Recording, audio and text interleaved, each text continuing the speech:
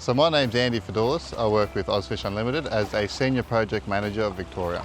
So today we're working with the Eastern Port Phillip Bay chapter to go out and build some shellfish reefs.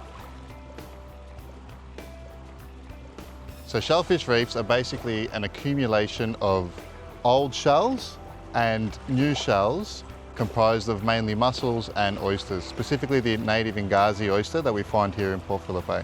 Shellfish reefs are important to Port Phillip Bay because they sequester carbon, they promote biodiversity in the marine ecosystems, and one of the big things they do is they basically clean the water, so they're filter feeders. So they extract a lot of the nitrate and the sediment, resulting in a cleaner waterway. Shellfish reefs matter for fish because they provide habitat, specifically complex habitat and structure. They provide a food source, and it's not only the fish that enjoy the shellfish reefs, but it's a whole range of other marine organisms, everything from fish down to seagrass. In the late 1800s and early 1900s, the shellfish reef population in Port Phillip Bay have been decimated to around 70 to 90% of their original size, resulting in them being functionally extinct. Without those shellfish reefs, the bay becomes more polluted, you have less diversity, less breeding potential for fish species, as well as a whole range of other marine organisms. Shellfish reefs can't restore on their own, or it's very difficult for them to restore on their own because the bay is void of hard structure and substrate.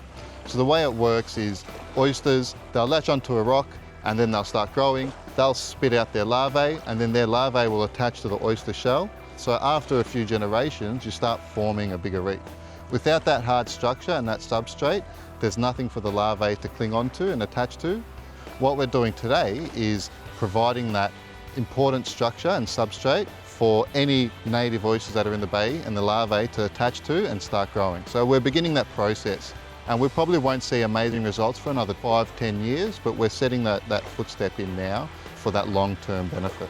Today we're teaming up with the Eastern Port Phillip Bay Ozfish chapter, where we've collected shell from local businesses around the Mornington Peninsula, and that's through seafood wholesalers, local wineries. That shell has been put through a strict biosecurity process for around 6 to 9 months, where it's been sunned in the weather. All we're trying to do is scatter the shell across the reef wall footprint to create that structure.